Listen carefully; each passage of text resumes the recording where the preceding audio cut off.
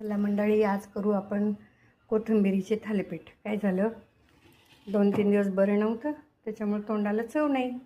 म्हटलं चला, आज कोथिंबीर पण होती घरात, तर म्हटलं चला थालीपीठ करू. मंडळी, आता आपण करतोय थालीपीठ. तरी बघा, या थालीपीठासाठी ना मी सगळ्या प्रकारचे पिठं घेतले बरं का. ज्वारीचं घेतलं, बाजरीचं घेतलं, तांदळाचं घेतलं, गव्हाचं घेतलं, डाळीचं घेतलं.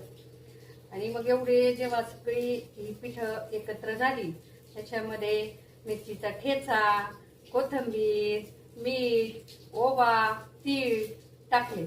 आणि आता हे बघा, थापून हे मस्त छान तव्यावर भाजायचं, नाही का, मंद गॅसवर. आणि इतकं रुचकर होतं बघा, इतकं स्वादिष्ट लागतं हे थालीपीठ. जर माणसांनी पण असंच केलं तर सगळ्या, आता हे कसे विविध जातीचे पीठ याच्यात एकत्र झाले, तर याला किती छान स्वाद आला की नाही. तसं सगळ्या जातीपाती एकत्र राहून गुण्या गोविंदानं एकत्र राहिल्या नांद्या तर किती छान सगळीकडेच वातावरण असेल ना. कोणी कुणाचा द्वेष करणार नाही, कोणी कुणाचं काही करणार नाही. माणसांनी पण असंच राहायला पाहिजे. हे बघा, तव्यावर एक थालीपीठ झाले माझं.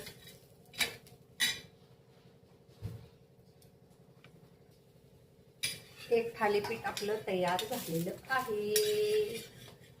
हे बघा, आता आपण दुसरं थालीपीठ टाकूया. थोडंसं तेलाची धार टाकूया.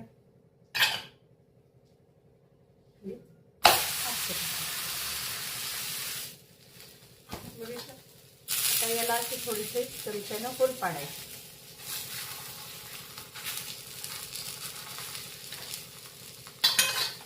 आणि याच्यात थोडं थोडं तेल टाकायचं.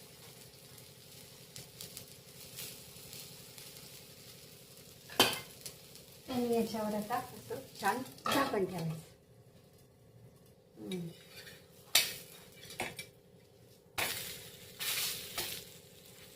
हे बघा मंडळी, मस्त थालीपीठ, दही आणि त्याच्यावर हे साजूक. मस्त बेते की नाही, आज या खायला, छान आहे.